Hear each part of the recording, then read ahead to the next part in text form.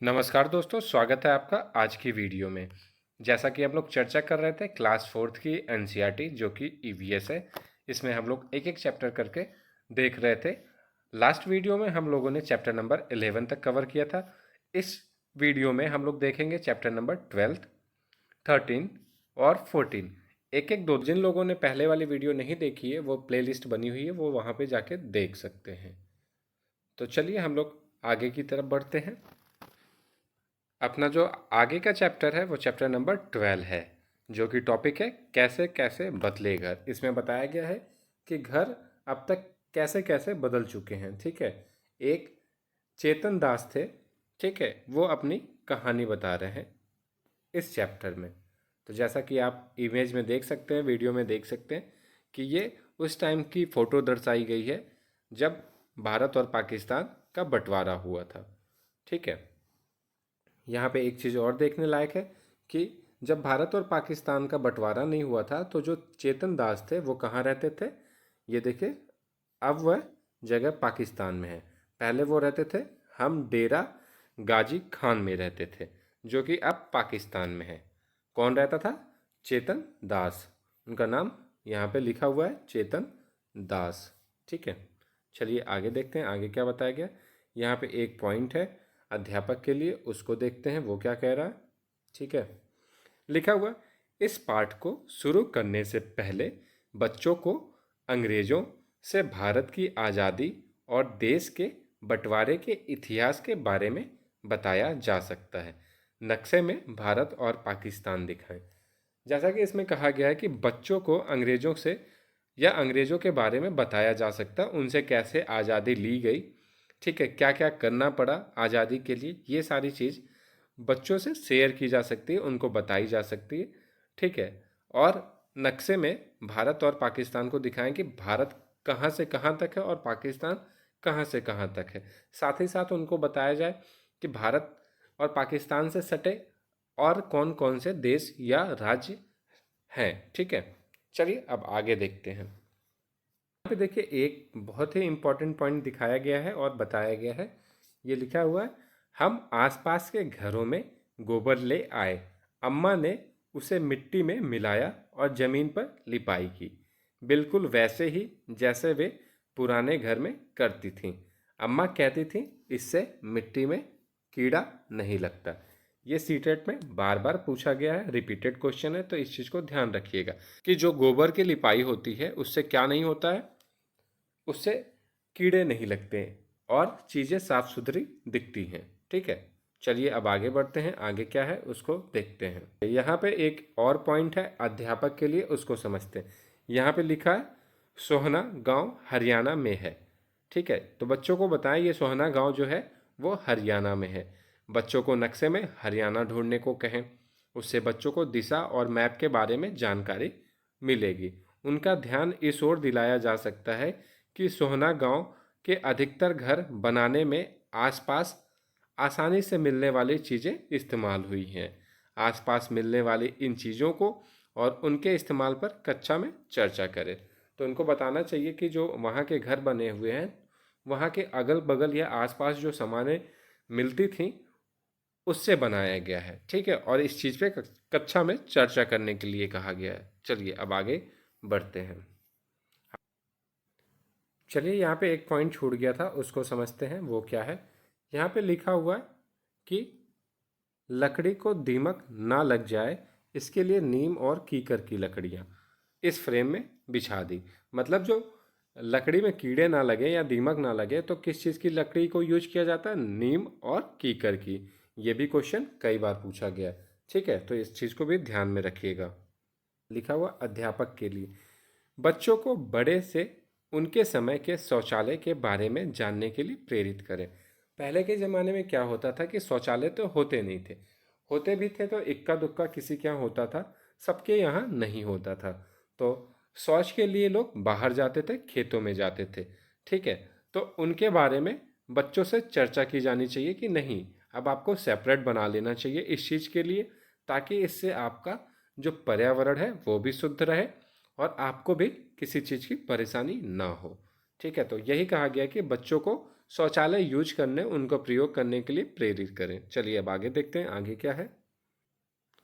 यहाँ पे एक और इम्पॉर्टेंट पॉइंट है, उसको देखते हैं। लिखा हुआ, अध्यापक के लिए बच्चों से पूछा जा सकता है कि वे दूसरों से टॉयलेट साफ करवाने के बारे में क्या सोचते हैं।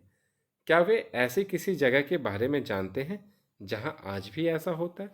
तो देखिए, क्या होता था ना कि गांव मोहल्ले में कुछ ऐसे लोग होते थे जिनसे टॉयलेट साफ करवाया जाता था, या सिर्फ वो उसी काम के लिए होते थे, टॉयलेट नाले नालियों को साफ करने का। तो देखिए, ऐसा नहीं होना चाहिए। अगर टॉयलेट आप यूज कर रहे हैं तो आप उसको साफ भी कर सकते हैं, या आपको करना चाहिए। ठीक है, तो इसमें यही बताया गया है और कहा गया है कि ऐसी किसी जगह के बारे में आप जानते हैं कि आज भी क्या ऐसी जगह है। तो हाँ, आज भी बहुत सी जगह पे ऐसा होता है, पर ऐसा नहीं करना चाहिए। चलिए आगे देखते हैं। यहाँ पे देखिए एक पॉइंट और है, जो कि चेतन दास थे, उनके दो बच्चे थे जो दिल्ली शिफ्ट हो गए थे। पूरा परिवार जहाँ दिल्ली शिफ्ट हो गया था। किया गया कि जब वो दिल्ली जाते हैं तो रास्ते में क्या पड़ता है, गुरुग्राम। गुरुग्राम का पुराना नाम क्या है, गुरुग्राम का पुराना नाम है गुड़गांव। तो इस चीज़ को भी ध्यान रखिएगा। ठीक है, चलिए अब आगे देखते हैं, आगे क्या है। कोई पॉइंट हो तो उसको समझते हैं। यहाँ पे एक और पॉइंट है अध्यापक के लिए, उसको समझते हैं। लिखा हुआ, तुम्हारे स्कूल के आसपास यदि कोई इमारत या मकान बन रहा हो तो वहाँ बच्चों को ले जाया जा सकता है और वहाँ पर काम करने वालों लोगों से बातचीत भी करवाएं।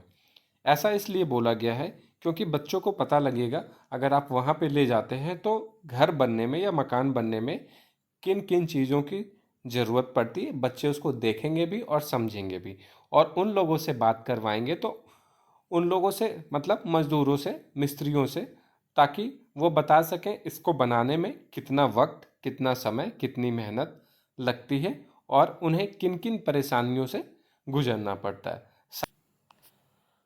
आगे एक पॉइंट और है, यहाँ पे फिर उसी टाइप का लिखा हुआ, अध्यापक के लिए अगर हो सके तो जहाँ इमारत बन रही है वहाँ बच्चों को ले जाया जाए, या वहाँ काम कर रहे कुछ लोगों को अपने स्कूल में बुलाया जाए। या तो आप बच्चों को वहाँ पे लेके जाइए, या तो वो लोग जो काम कर रहे हैं उनको अपने स्कूल में इनवाइट करिए और बच्चों को समझाने के लिए कहिए कि हाँ, मकान घर कैसे बनते हैं, किन चीज़ों की ज़रूरत होती है, किन औजारों की ज़रूरत होती है, किन औजारों का क्या काम होता है, क्या काम नहीं होता है।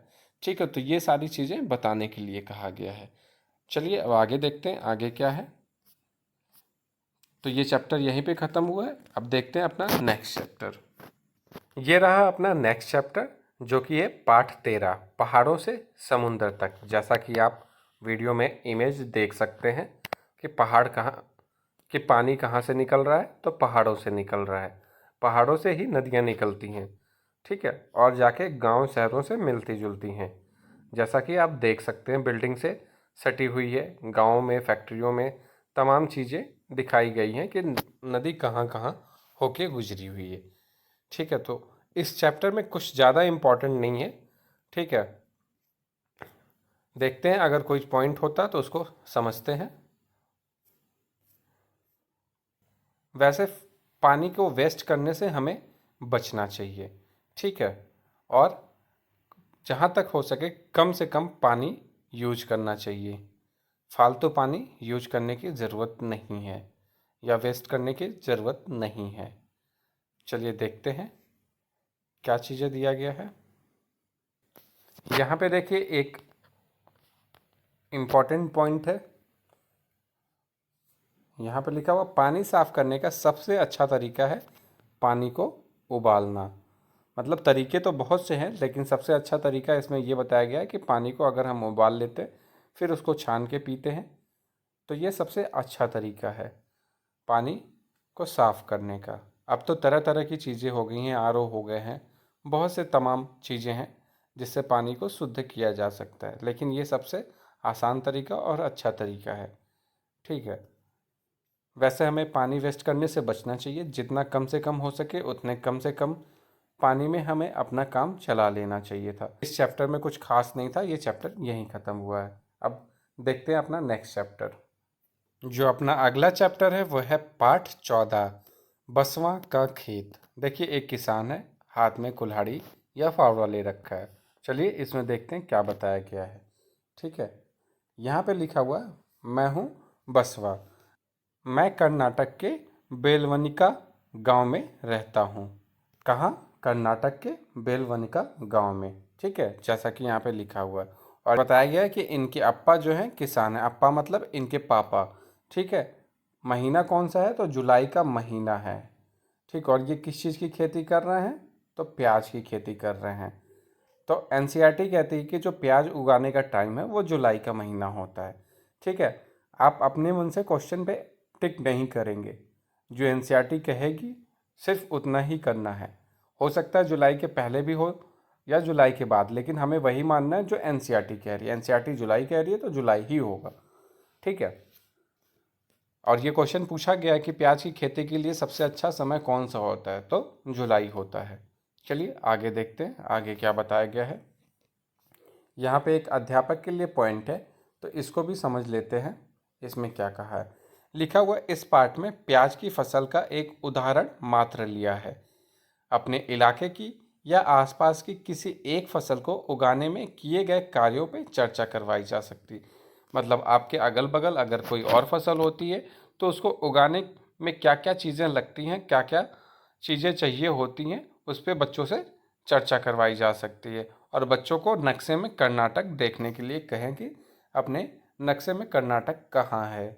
चलिए अब आगे देखते हैं आगे क्या है उसको समझते हैं। ये देखिए एक किसान है, हल से खेत अपने जोत रहा है। ठीक, चलिए अब आगे देखते हैं आगे क्या है। यहाँ पे एक और पॉइंट लिखा हुआ है उसको समझते हैं। यहाँ पे लिखा हुआ है पौधे बिना बोए अपने आप ही उग आते हैं। तो इन पौधों को क्या कहते हैं? इन पौधों को कहेंगे खरपतवार। जो अपने आप उग आएंगे उनको क्या कहेंगे? तो यहाँ पे लिखा हुआ है खरपतवार। ठीक है, चलिए अब आगे देखते हैं आगे क्या है। लिखा हुआ पॉइंट, क्या तुम भी बसवा की तरह किसी काम में अपने घर के बड़ों की मदद करते हो? किस काम में? पूछा गया है कि क्या तुम अपने घर वालों के साथ किसी काम में मदद करते हो या नहीं करते हो, करते हो तो किस काम में। ठीक है, अब ये देखिए प्याज आ गई है उग के, इसको पैक किया जा रहा है, ये दिखाया गया है। ठीक है, चलिए अब आगे देखते हैं आगे क्या है। अब यहाँ पे देखिए कुछ औजार दिए गए हैं, उनके नाम लिखने के लिए कहा गया और उनको तुम्हारे इलाके में किस नाम से जाना जाता है। पहले तो पाठ में क्या नाम दिया गया है, फिर तुम्हारे इलाके में किस नाम से जाना जाता है वो लिखना है और इसका काम लिखना है। तो जैसे हल हो गया तो इसका नाम हल लिख देंगे। ठीक है, इसका काम है खेत को जोतने का, तो ऐसे लिख देंगे। ठीक है, चलिए अब आगे देखते हैं आगे क्या है। ये देखिए तरह तरह की चीज़ें हैं वो दर्शाई गई हैं, कौन सा औजार किस काम आता है ये दिखाया गया है। चलिए आगे देखते हैं। तो आगे कुछ नहीं है, तो अपना चैप्टर यहीं ख़त्म होता है। छोटे छोटे चैप्टर थे, इस वजह से हम लोगों ने एक वीडियो में 3 चैप्टर को कवर किया। अगर छोटे चैप्टर होंगे तो 2 या 3 को कवर करेंगे, थोड़े अगर बड़े होंगे तो एक वीडियो में 2 चैप्टर को कवर करेंगे। तो चलिए, अगर आपने पुराने वीडियो नहीं देखा तो आप प्लेलिस्ट में जाके देख सकते हैं। और अगर वीडियो अच्छी लगी हो तो लाइक करें, दूसरों को शेयर करें, कमेंट करें और चैनल को सब्सक्राइब करना ना भूलें। Thank you.